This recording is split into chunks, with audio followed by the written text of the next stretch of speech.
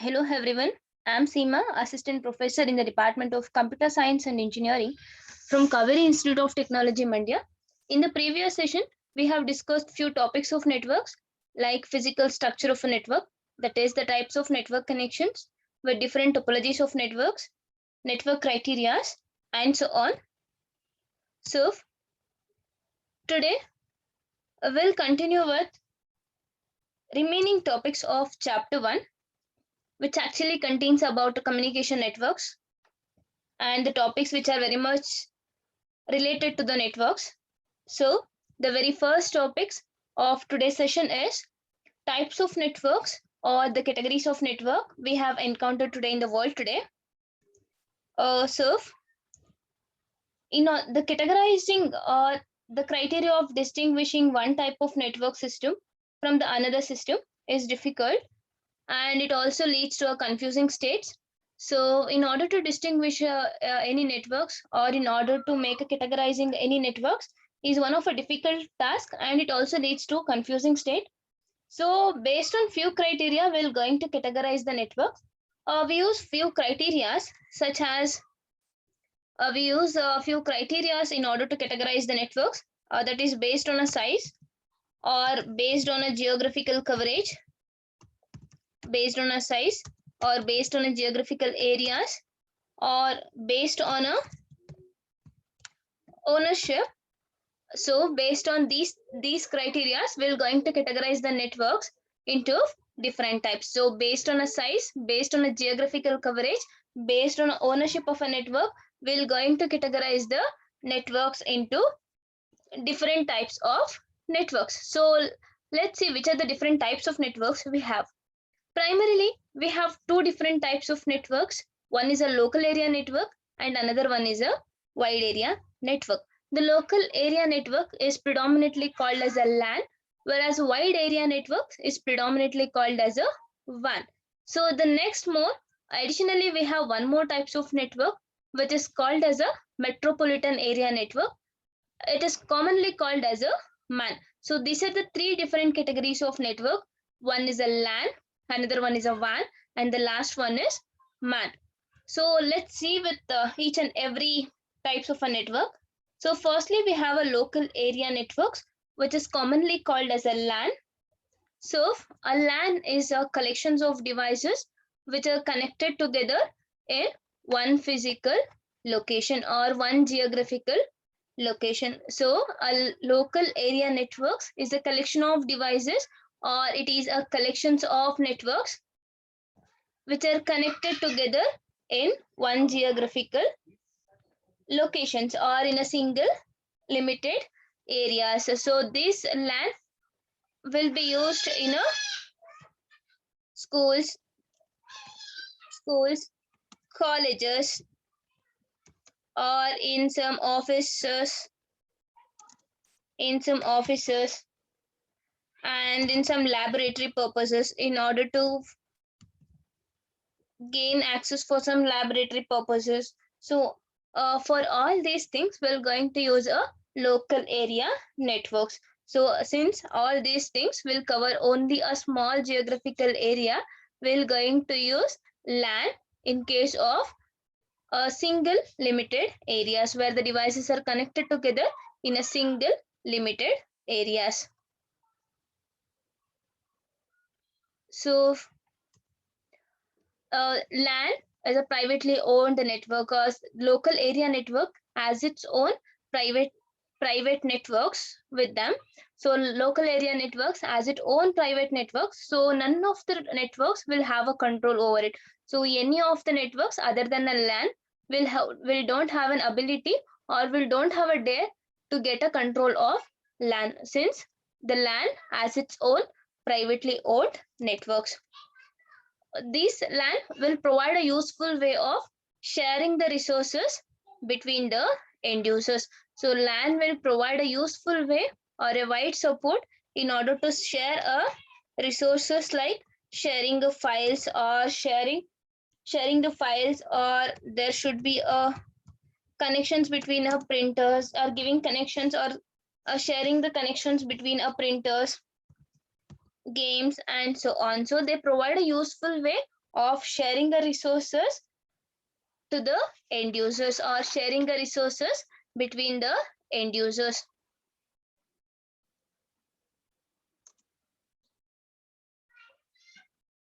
LAN operates at relatively higher speed as its speeds are normally ranges from 100 to 1000 Mbps. These LANs will operate at very high speed where their speeds are normally ranges from 100 to 1000 Mbps.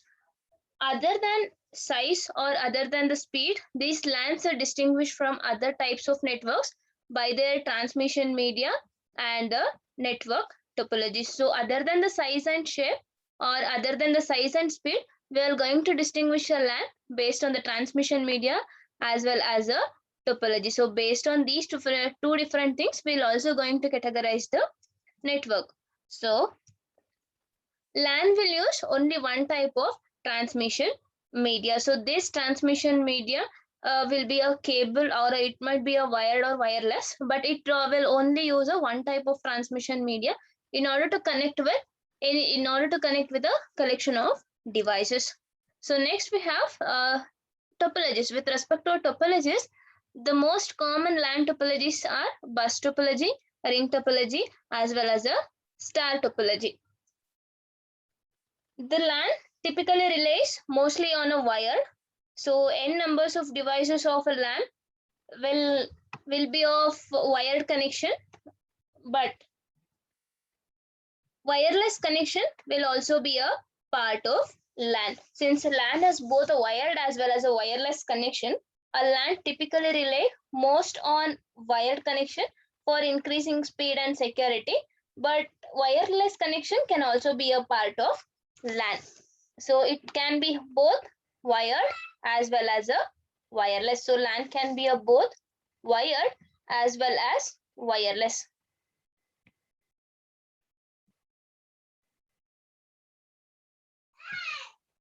So LAN can be both a wired as well as wireless. Simple or complex. LAN can either be a simple or can be a complex. What if a LAN can be a simple in a sense?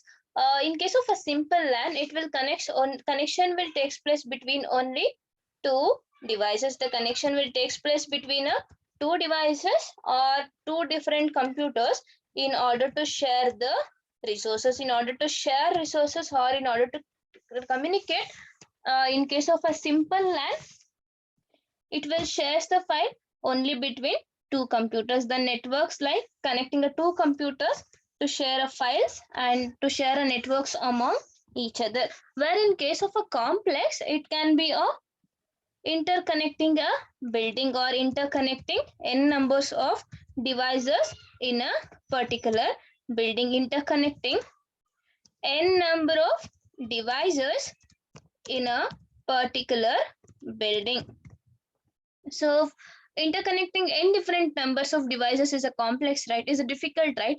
So this will a complex issues. So LAN will be a simple or it can be a complex, which means that LAN can be an extended one or LAN will also be acts as a simple one. So each host in a LAN has an identifier and address that uniquely defines the host. Each and every LAN has an host, so that each and every host has an identifier.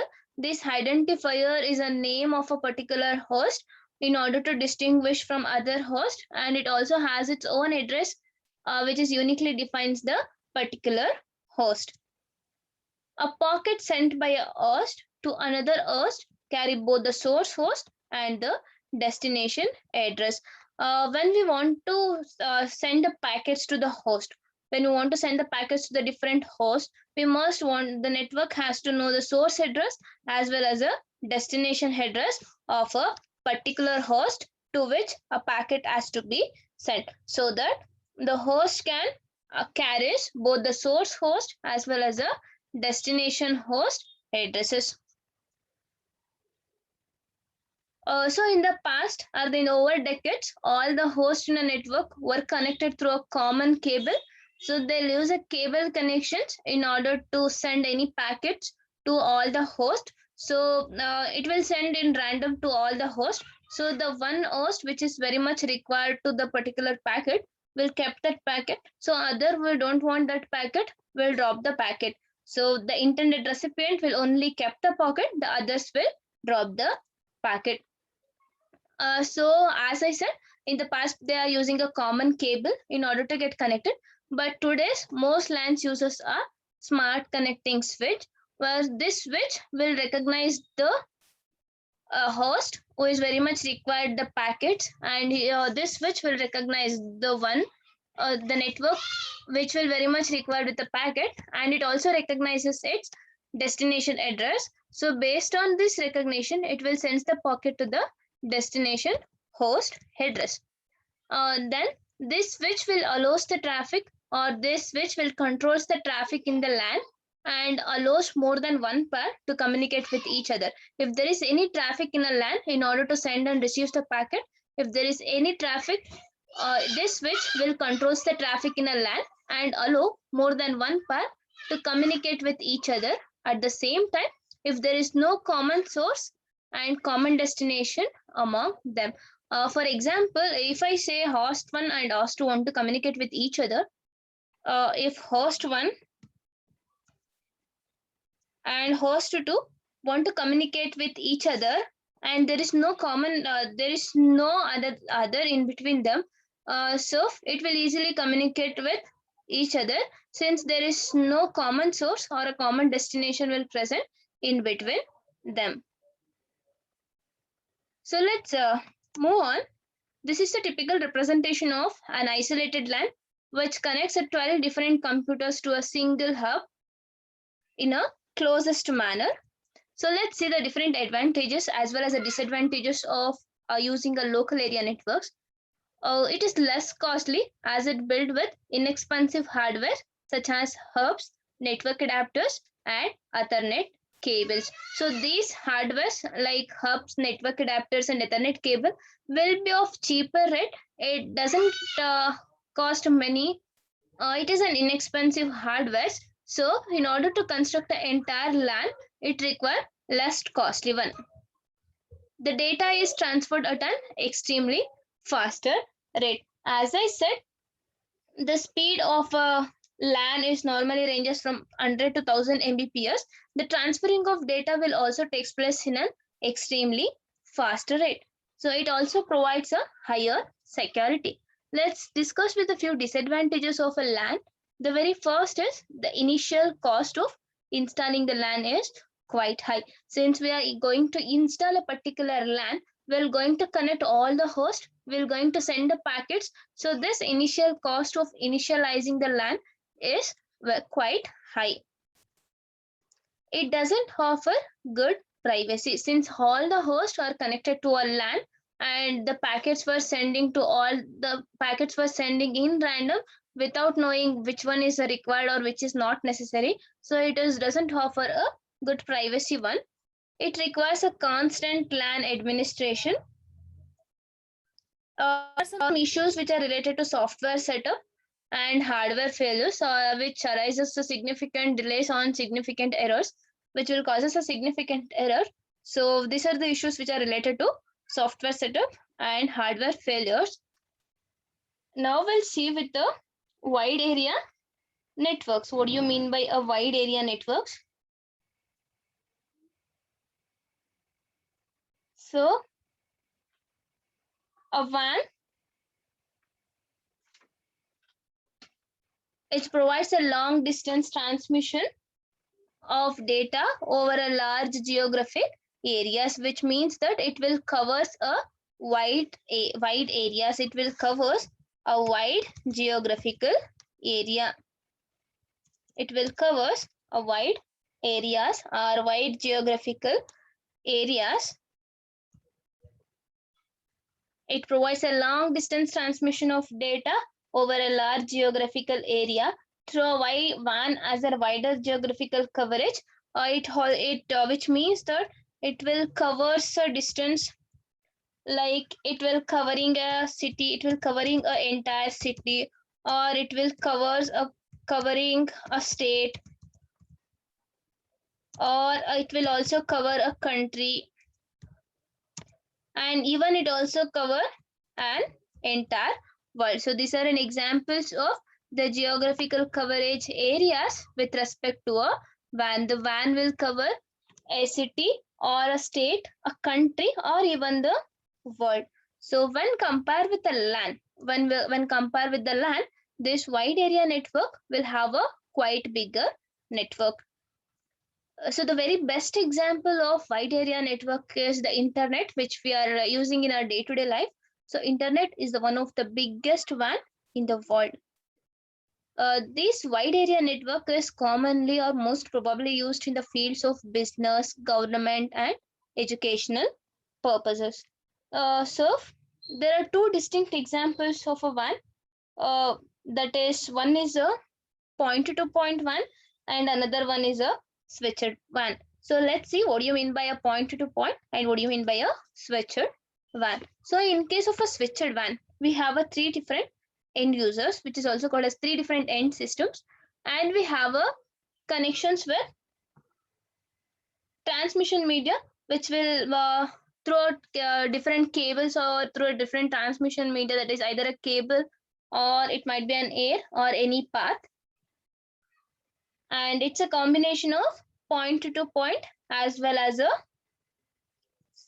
end users. It's a combination of several point to point which are connected together by using a switches.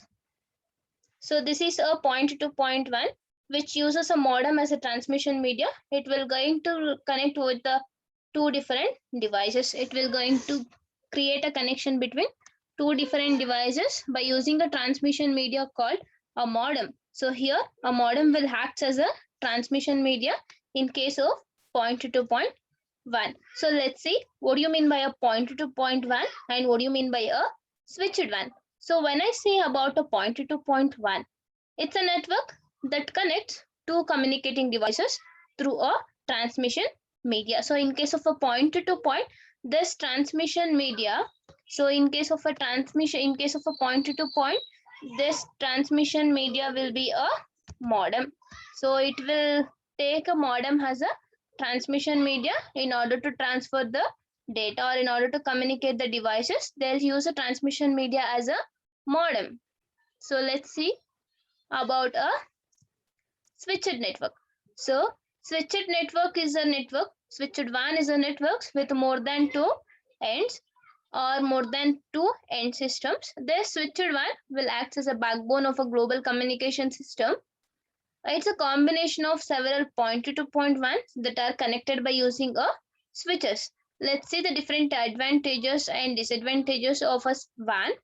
The very first advantage is, as the WAN will cover a wider geographical area, it is the first major advantage as it's cover wide geographical area. The second is centralized data, since it has a point to point connection which is done by it is done by using a modem, and it is also a switched connection where we are going to connect n different number of devices by using both the point to point communication by using a switch elevators. So it is easy to centralize the data. Next is we'll get an updated files easily, and the exchanging of messages will also takes place within a fragments of time. Sharing of softwares and resources are also easy. uh, it acts as a global business system, as a backbone of global business system. The WAN is a backbone of global business system.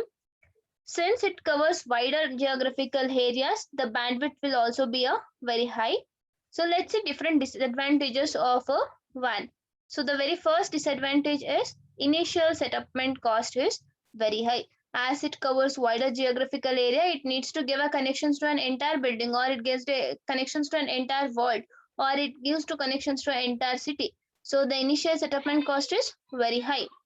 It is difficult to maintain the WAN networks. Yes, in a similar way, it is difficult to maintain the entire city networks. It is difficult to maintain the networks in an entire world. So there are more errors and issues. So each and every fragment of time, there is some difficulty to manage the networks. So which will also cause more errors and issues. It requires more time to solve issues, since it has a wider concepts, it has a wider areas. It requires more time to resolve the issues if there is any errors or if there is any issues occurs. So these are the advantages as well as the disadvantages. So the one more disadvantages is it offers lower security. Since it has failed to give a secure, it will fail to give a higher security to all the wide range of geographical coverage. It offers lower range of security. Let's see an additional type of networks, that is a metropolitan area networks, which is also called as a MAN. So MAN is a network with a size between a LAN and a WAN. The size of a MAN is either to a LAN or it will be a less than a WAN. It will be a size of a LAN or it will be of a size of WAN. It normally covers the area inside a town or inside a city. It covers a geographical area inside a city or inside a town. It is best suited for high-speed connectivity. The data transfer rate and the propagation delay is moderate in case of a MAN. So the device is used for transmission of data through the MAN or modem and wire, or sometimes they'll also use a cables. So let's see the advantages as well as the disadvantages of MAN. The very first is extremely efficient and it provides fast communication. Since it connecting our devices within a city, it is easy to communicate. It is fast, somewhat faster than other types of networks. So it provides an extremely efficient and it provides a fast communication networks.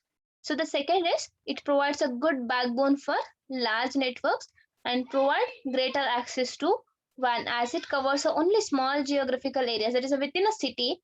It is good for large networks and it also provide a greater access to the WAN. So there should be one concept called a dual bus, which is seen in case of a MAN.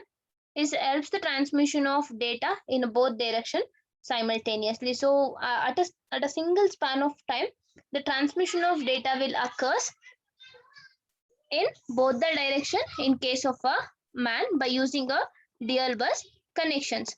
So it encompasses several blocks of a city or an entire city. In a single span of time, it will encompasses different areas of a particular city. These are the advantages of a metropolitan area networks. Let's see with the disadvantages of metropolitan area networks. In case of a metropolitan network, as it gives the connection to an entire city, more cables are required for connecting one place to another, and it is difficult to secure. It is difficult to give a security for all the different areas of a particular city. So these are the advantages as well as a disadvantages of a metropolitan area networks, and these are about the different types of networks what we have. So next we have inter networks. As it is said that inter networks, it is a combination of two or more networks. It can be formed by joining two or more individual networks by means of various devices. So in order to get connected, or in order to giving a connection, we are going to use a different types of devices such as a routers, gateways, or bridges. We are going to use a routers to give a connections between two or more individual networks, or sometimes we are going to use a gateways to give a connections between two or more individual network. In more predominant manner, we'll also use a bridges for giving a connections of two or more complex networks. So let's see the diagrammatic representation of a internetwork. Here it's an heterogeneous network which is made up of four WANs. Here which is made up of four WANs and two LANs. Here we have two different LANs. Here we will have a two different LANs. Here we'll have a, this is also a LAN. Here we'll have a two different LANs, and we have a four different WANs where we have a 0.3, 0.2 WAN and a one switched WAN. We'll give a connection by using a router. By using the router, we are going to connect with different types of devices. Also, we're going to use a modem as a transmission medium. So we'll use a router. Also, we'll use a modem as a transmission media. So this is the heterogeneous networks, which is made up of 4 WAN as well as a 2 LANs, which are interconnected with each other by using a router as well as a transmission media, that is a modem. So next we have switching. What do you mean by a switching? Why switching is necessary? An internet is one of a switched network in which a switch connects at least 2 links together. Switches or switches are used to connect different links together. So a switch needs to forward the data from a network to another network whenever there is a requirement. So whenever there is a need of a data, this switch will forward the data from one network to another networks. So basically there are 2 different types of switched network. One is a circuit switched network and another one is a packet switched networks. Let's discuss each and every types of a network in detail. The very first is circuit switched networks. So this is the pictorial representation of a circuit switched network. So here a dedicated connection line is called as a circuit, is available between a 2 different ends. This is a dedicated line. This is a dedicated line, which is also called as a circuit. And these 2 switches are the 2 different end systems. These switches will act as an end systems. And this dedicated line is called as a circuit. This dedicated line is called as a circuit. So by using this circuits, we're going to give a connections between a 2 different end systems or between a 2 different switches.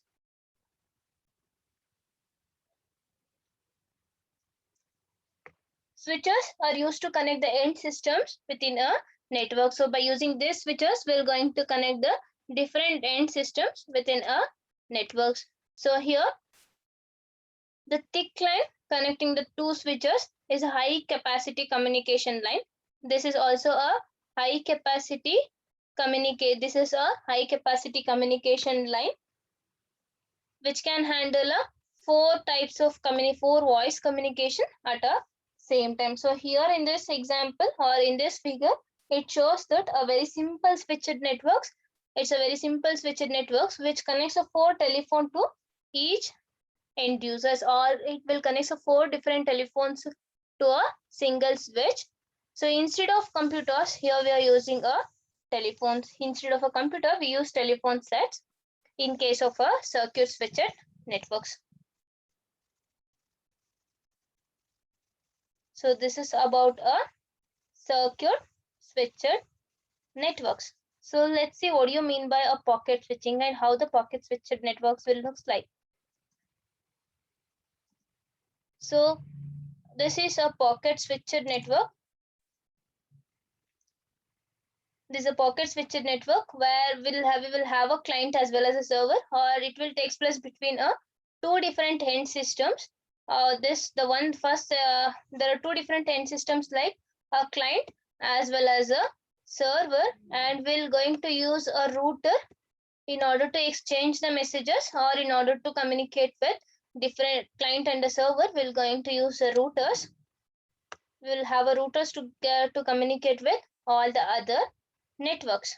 So here the communication between 2 devices is done in a block of data which is called as a packets. Here the communication takes place between the 2 ends in terms of packets which contain their packet address, which is also called as an IP address, which stands for Internet Protocol Address. Internet Protocol Address.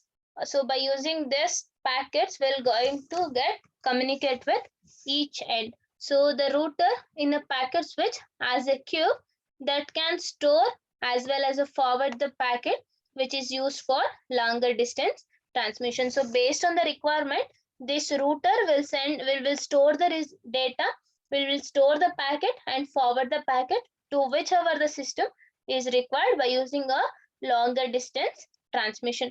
So if packet arrive at one router, then the packet will store the stored and it will forward it in the order as they are arrived to the router. as the packets will, however the packets will arrive to the router, in the same format, the router will store the packets and it will also forward it to the other host, or it will also forward it to other blocks of a data.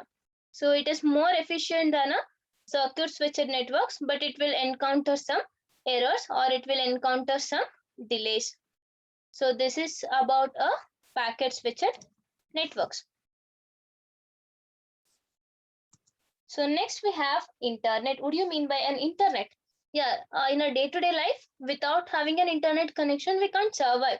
So internet is a two or more networks that can communicate with each other. So by using an internet, we're going to communicate with different numbers of devices, or by using our different numbers of channels. So this is a notable internet. The most notable internet is called an internet, which is composed of thousands of interconnected network. Keep in your mind that the internet, which starts with a lowercase I, is a two or more networks which communicate with each other. It is two or more networks, whereas the term which starts with an uppercase I is an internet, which is one of a notable internet which is composed of thousands of interconnected networks. So there is a difference between her internet with lowercase I and the internet with uppercase I. So keep in your mind, internet with lowercase I and internet with uppercase I will be of different meaning. So this is a conceptual wave of a internet. Here we'll have a three different levels. Here we'll have a three different levels. In this backbone is at the top level. This backbone is at the top level, and the providers, this provider network, these provider networks are there in a second level of an internet. The provider network will be present in a second level of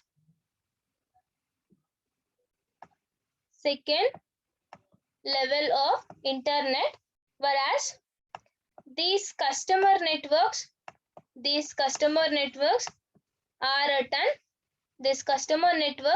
are present at an edge of a network. So this customer network will be present at the edge of a network. So by using this peering point, we're going to give a connections with backbone along with its provider networks. So this is the conceptual view of an internet. So let's discuss the functionality of each and every levels with their each and every perspective. Let's see the different functionalities, or let's see the different concepts regarding the backbone, provider networks and customer networks. So what do you mean by a backbone? Why we need a backbone? What is the functionality of provider networks? Why we are required a communication customer networks? What do you mean by a peering point? All we'll discuss in the next slide. So backbone networks. So this backbone networks are at the top levels. So the large networks owned by some communication companies. These backbone networks are some large networks which are owned by some communications companies like Sprint, Verizon, AT&T, NTT. These are the very large companies, or these are the very communication companies which will have a connections with a large networks, which is at the top level, is also called as a backbone networks. So they are connected through some complex switching systems called as a peering point. So this is peering point is a complex switching systems which are used to connect with a large type of networks which are at a top level, which is called as a backbone networks. So backbone networks are connected through some complex switching systems called peering points. Next, we have a provider networks. So provider networks are the smaller networks which uses the service of backbones for a fee. In order to earn the fee, this provider networks will uses the service of backbones which are at the top level of a internet. So these provider networks are connected to a backbones, but in some cases, these provider networks are connected to themselves, which means that this provider network will connect to other provider networks. So the backbones as well as a provider network are called as an internet service providers. These two are often called as an internet service providers, which is predominantly called as ISPs, where the backbones are often referred to as international ISPs, whereas the provider networks will often referred as a national or a regional ISPs. So backbones are called as an international internet service provider, whereas the provider networks are often referred as a national service providers. So these together are called as an internet service providers. Let's see what do you mean by a customer networks. So these are at the edge of a network. So they are the networks at the edge of an internet, which actually uses the service provided by the internet. It will uses all the services provided by the internet. These customer networks will pay the fees to the provider networks in order to receive any services. So in order to get any benefits, or in order to get any useful information, or in order to get any services, the customer networks need to pay to the provider networks. So this is about an internet. So let's how to access the internet. So accessing the internet. So internet accessing or the accessing of an internet or internet accessing is the ability, accessing the internet is an ability of individuals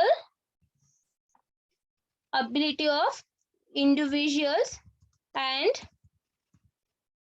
organizations to connect to the internet. So internet access is an ability of individuals and some organization to connect to the internet. So in order to get connected, they're using some computer terminals. In order to get connected, they'll use some computer terminals, or they'll use some computers, or sometimes they'll also use other devices. So by using all these things, they'll get an access to the internet. So accessing the internet can be done by using all these things. So let's see how the accessing the internet can be done. Internet access can be achieved by using the different types of networks, and they are by using a telephone networks, by using a cable networks, by wireless networks, or through a direct connections to the internet. So by all these different types of networks, we're going to access the internet. So let's see each and every types of accessing the internet. So the very first one is using telephone network. Today, most of the business and the residents have a telephonic services, which means they are connected to a telephone network, because most of the telephone networks have already connected to the internet. So one option or the one aim for the residents or a small business to connect to the telephone networks to the internet is in order to change the voice line to a point-to-point wide area network. So in order to change the voice line between the residents or the business and the telephone center to a point-to-point WAN, they're going to use a telephone networks. So it can be achieved by using a two different ways. There's a telephonic network telephonic networks to accessing the internet can be achieved by using a two different services. One is a dial-up service and another one is a DSL service, where this DSL is also called as a digital subscriber line. So this DSL is called as a digital subscriber line. This DSL is called as a digital subscriber line services. So by these are the two different ways or two different cases in case of a telephonic network connection. Let's see each and everything. So the very first in terms of a dial-up services, the first solution is to add the telephone. The very first solution is to add the telephone line to a modem that converts the data to a voice. Adding a modem to a telephone line which converts the data to a voice is the very first solutions of dial-up services. So the software in the computer will dials the internet service providers and imitates like making a telecommunication connection. So by calling or by dialing the internet service provider, they'll imitates them to make a telephone connections. So this dial-up services is very slow. So one major disadvantage of dial-up services, when the line is used for an internet connection, it cannot be used for telephone connection, which means that when we are going to use a data, or when we are busy with a voice, we don't have a connections with respect to a data. So this is a major disadvantage of a dial-up service. So in order to overcome this the failure, we'll go with a DSL service. So the DSL service, it provides a higher speed internet services, as it is stands for a digital subscriber line. It provides a higher speed internet services. The DSL service also allow the line to be used simultaneously for voice and data communication. So it will overcome the failure of dial-up service by giving an access to the line, or by giving an permission to allow the line to be used simultaneously for both the voice as well as a data communication. So let's see with respect to a cable connection, how the cable networks will be hacked in case of accessing the internet. So most of the residents use a cable TV services instead of using a antenna. So previously or in a past decade, they are going to use a antennas. So today, instead of antenna, they'll use a cable TV. So instead of antenna, they're going to use a cable connection, or they're going to use a cable TV services instead of using antenna to receive a TV broadcasting signals. So in order to receive a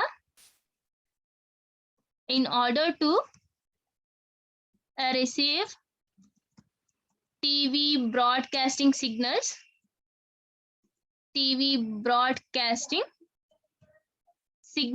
instead of using antennas, they are using a cable connection. So the cable companies upgrading the cable network. So by upgrading all the cable connection, they're going to give a networks access. So the cable companies will upgrade the cable networks to provide the internet connection. It will provide a higher speed connection, as it will have a cable connection. It will provide a higher speed connection. So the speed will varies depending on the number of neighbors that uses the same cable. Depending on the connections, or depending upon the interconnection on a cable, the speed will eventually changes. So this is about a cable networks. Let's see with wireless networks, what will happen in case of a wireless networks. So in the modern world today, we are always go with the wireless networks, which is easy to use and easy to carry ahead. So it is highly popular one. It uses a combination of wireless and a wired connection to access the internet. So sometimes in order to access the internet, we're going to use a combination of wireless as well as a wired connection networks. So with the growing wireless WAN access, a household or a small business can be connected to the internet through a wireless LAN. So by using a wireless LAN, we're going to connect, or we're going to communicate with different business environment. So internet access by using a direct connections to the internet. So this is done in case of a very large companies or very large organization. But before going to give a direct connection, the organization or the corporation can itself become a local internet service provider. Then only it will become to connect directly to the internet. First, it has to become a local internet service providers.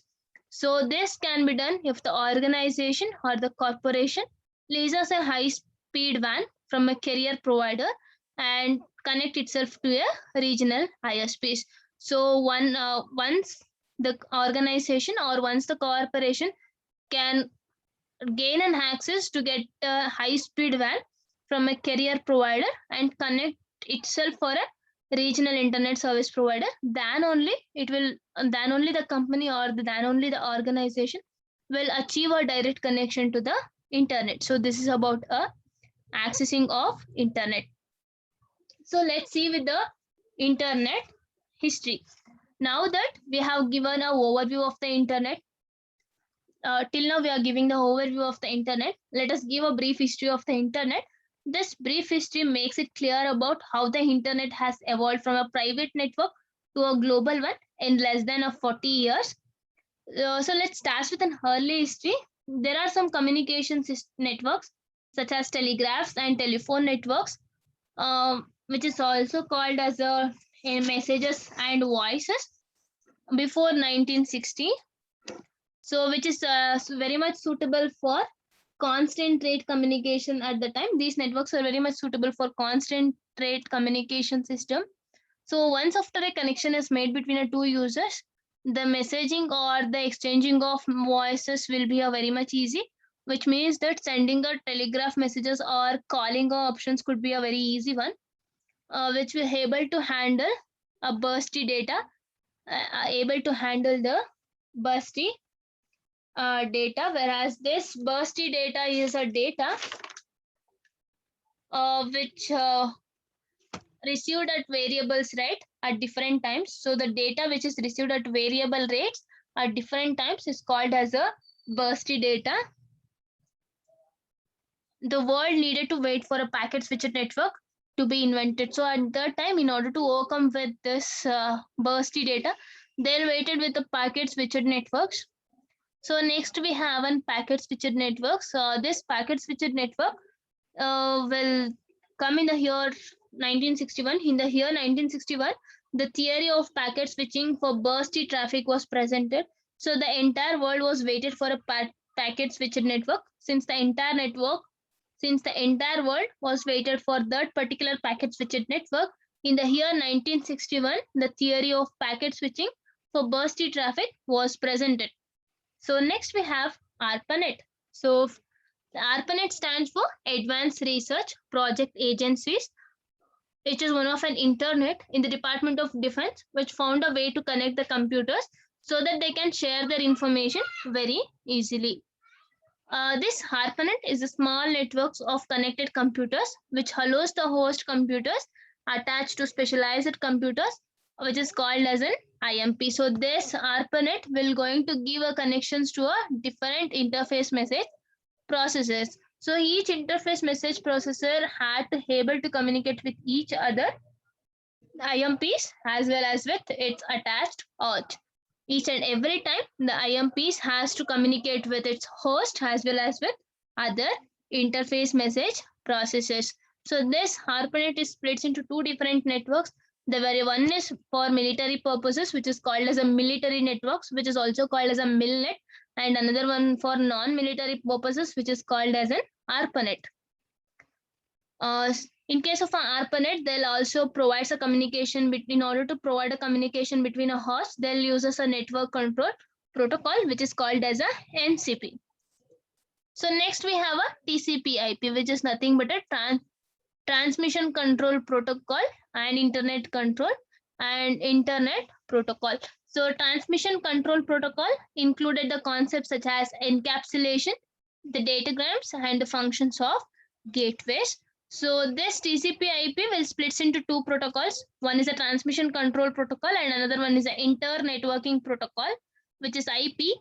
So this IP will be used to handle the datagram routing, and the TCP would be responsible for higher level function such as the functionalities of segmentation or reassembly tasks and to detect the errors and failures in a particular networks. So the inter-networking problems will also known as a TCP/IP. So the inter-networking paradigm will also known as a TCP/IP. So next we have CSNet, which is Computer Science Network. So it's a network which is sponsored by National Science Foundation, which is also predominantly called as NSF. So this NSF will sponsor a network which is called as a Computer Science Network, which is a less expansive one with a slower transmission rate. So the next we have is National Science Foundation Networks, which is called as an NSF net. So this will act as a backbone networks which will give a connection throughout the United States, which will give a connector to 5 supercomputers centers which are located throughout the United States. It was not supporting rapidly increased internet traffic. Since in the modern world today the usage of internet is very much higher. So this NSF net will not support this rapidly increasing internet traffic. Next we have ANSNet, which is called as Advanced Network Services Networks. So it provides a higher speed internet connections. It provides a higher speed internet connections in order to gain any internet connectivity. So it will make a connections very predominant manner. So next we'll have what will have internet now in today's world. What are the different internet connections we have? Today, most end users who want an internet connection use the services of internet service providers, that is higher speeds. So these are the international service providers, national service providers, regional service providers, and local service providers. These internet service providers are the international service providers, are they mere national service providers, are they maybe regional service providers, are they also be a local service providers. The internet today is run by a private companies, not by a government. So whatever the internet we are using today is all within a control of a private companies. None of the internet will have a control over a government. So the very first is ISPs. This is the structure of national ISPs, which is having a regional as well as a international and regional and ISPs. The international service providers connect the nations together. These ISPs will connect the nations together. The regional internet service provider, which is also called as a regional internet service provider. Regional ISPs are the smaller ISPs which are connected to one or more national ISPs. So they are at the third level of hierarchy with a smaller data rate. These regional ISPs will have a smaller data rate. Next, we have a local internet service providers. It provides a direct service to the end users. The local ISPs can be connected to a regional ISPs. These local ISPs will connect it to the regional ISPs, or they might be directly connected to the national ISPs. So most of the end users are connected to a local ISPs. So each of these local ISPs can be connected to a regional ISPs, or it also connected to the national service providers. So national internet service providers, this will access the backbone networks in order to create and maintain the specialized company. So this is a pictorial representation of national service providers. Here, all the different national internet service providers are connected by using a switching station or by using a complex switching station, which is called as a NAP, which is abbreviated as Networks Access Point. So in order to provide a connectivity between the end users, these backbone networks, these national internet service providers, national ISPs, are connected by complex switching station called as a NAPS, which is abbreviated as a Network Access Point. So next we have World Wide Web, which is called as a WWW. So it is invented at CERN by a person called Tim Berners-Lee. So this invention had added the commercial application to the internet. It will incorporate some commercial benefits to the internet. So next will come with the multimedia. So the usage of internet or the any to rapid increase of internet to get an traffic over the internet, to an higher traffic over the internet, the multimedia is one of the major responsible. Since in today's world we are all using an internet connection for a multimedia tasks, like the recent developments in the multimedia application such as this voice over IP, that is to make a telephonic call. So we'll use a telephonic call by using an internet connection, that is by using a WhatsApp call or by using a Facebook call or Instagram calls, video over Skype, that is a video calls through a Skype or through anything, or view sharing, that is a YouTube or Instagram reels, and a television over PP, the PPL live. or the television over a IP has increased the number of users and the number of time each user spend on the network. So in today's world, the users or the people will spend most of the networks or most of the internet on multimedia platform. So this multimedia platform will become very much popular to make a higher traffic over the internet. So next, peer-to-peer application. So this peer-to-peer application is a new area of communication with a lot many of potential networks. So next we have an internet standards. What are the different standards, rules and regulations we have in case of a internet usage? So internet standard is a thoroughly tested specification that is useful to and other to those who work with the internet. It is a formalized rules and regulation that must be followed. There's a strict procedure by which a specification attains international standard status. So in order to make this standard, they'll follow a strict procedures. So the specification began as an internet draft. The specification of an internet standard will begins with internet draft. An internet draft is a working document with no official status and 6 months lifetime. The validity of an internet draft is only for a 6 months of lifetime. So upon recommendation from the internet authorities, a draft may be published as a request for comment. If there is any recommendation from the internet authorities, then only this internet draft will be published as a request for comment, which is also called as a RFCs. So each RFC is in the form of editable and it is assigned a number and is made available to all the interested parties who will going to view or is ready to view the internet request for comment, or the person who is very much interested to view the internet draft. It is easily available, which is made available to all the internet parties, so that if anybody wants to see that, or if anybody wants to go with the internet draft, then they'll going to give a permission or they're going to get a recommendation from the internet authorities, then only they'll made available to that particular networks. So RFCs maturity level.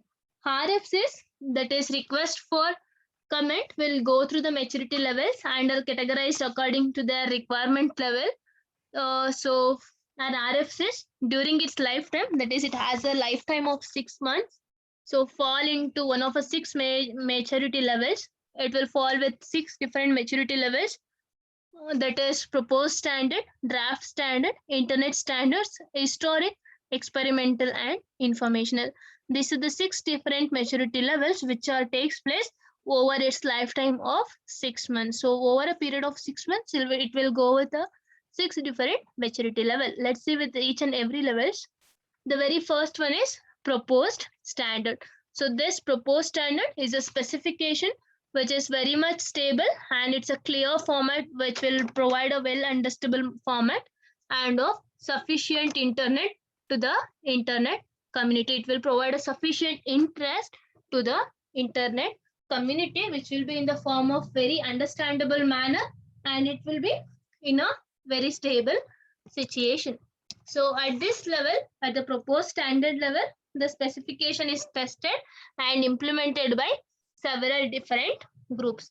So this specification is tested and implemented by several different groups. Next we have draft standards. So the proposed standards which we are discussed now itself is elevated to the draft standard status after at least 2 successful independent and interoperable implementation. Once we are successfully done with the proposed standard, which will evaluate it to the draft standard status after at least 2 successful independent and interoperable implementation. So in case of a draft standard, it will overcome with all the difficulties and it will modify if there is any requirements. It will modify those by solving some specific problems, by encountering some specific problems. it will become an internet standard. So a draft standard is also called as an internet standards. Next we have internet standards.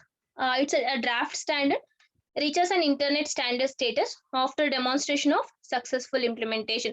So by overcoming all these failures or by overcoming all the issues with respect to a draft standard, it reaches an internet standard status by successful showing of implementation of internet.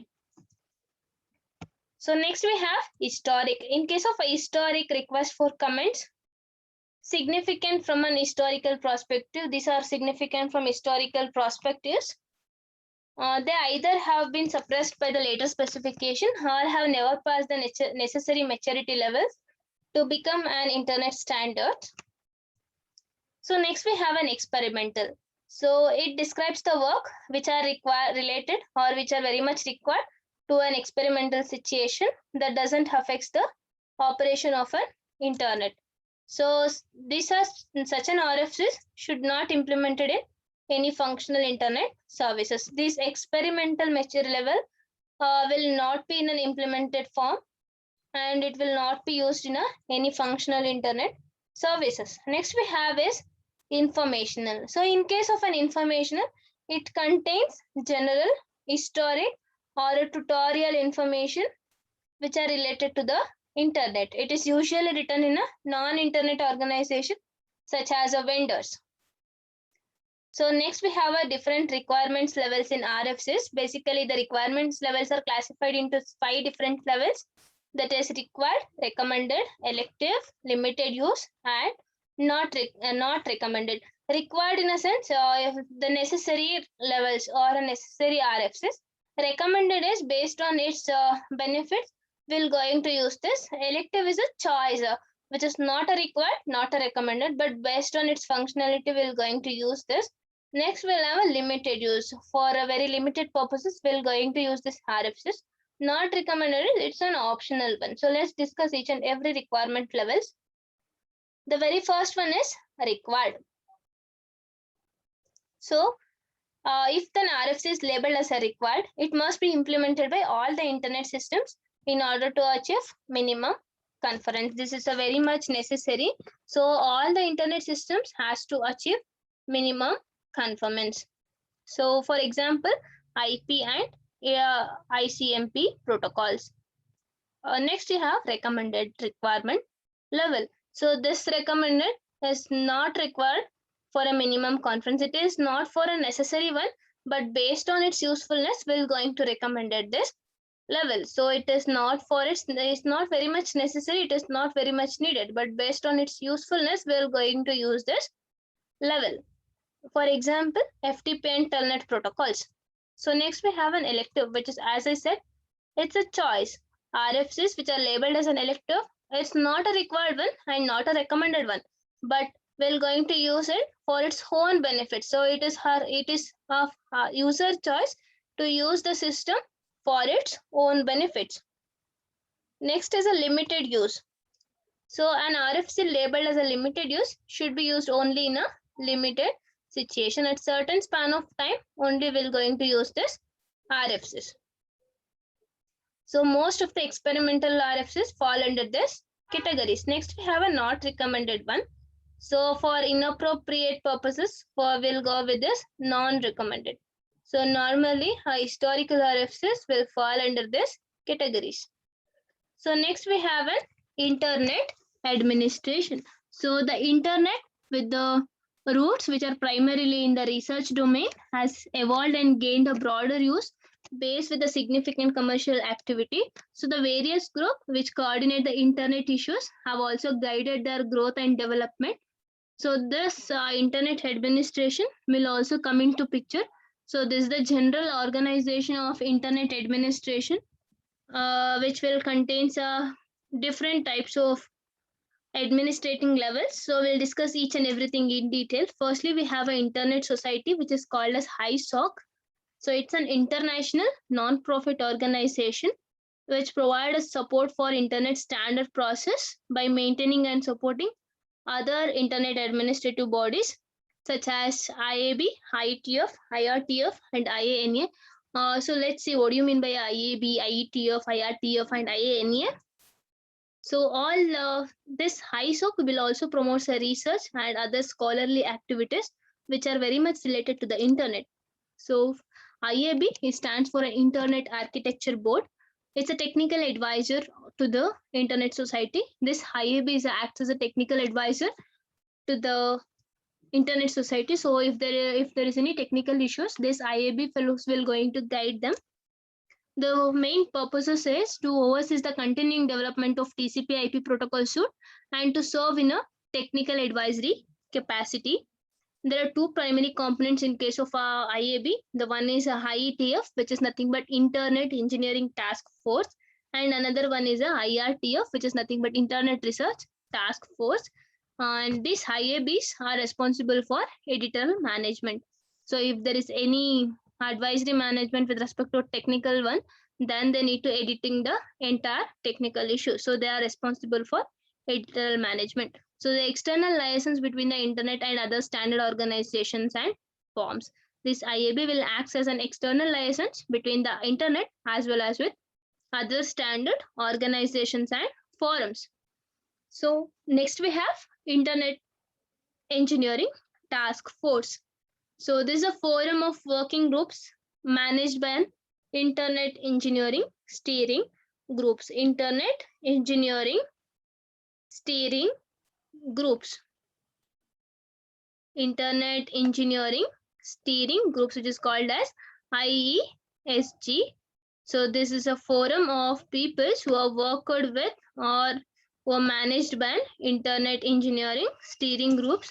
So they are responsible for identifying the operational problems and proposing the solutions to these problems. So the problems which are arising in that particular forum, in that particular Internet Engineering Task Force, they'll identify the problems and they'll try to give solutions to that particular problems. They'll also develop and reviews the specification which are intended as internet standards. So the working groups are collected into areas, and each areas concentrate on a specific topic. So next we have Internet Research Task Force, which is IRTF. It's a forum or a working group managed by the Internet Research Steering Groups. It's a group of persons who are managed with the research steering group, whereas the engineering task force is with the engineering steering group and the research task force is with the research steering group. So it focuses on long-term research topic which are related to the internet protocol, applications, architectures and technologies. So these are about the first chapters of your module 1. These are the topics which are comes in case of your chapter 1 of module 1. So thank you all.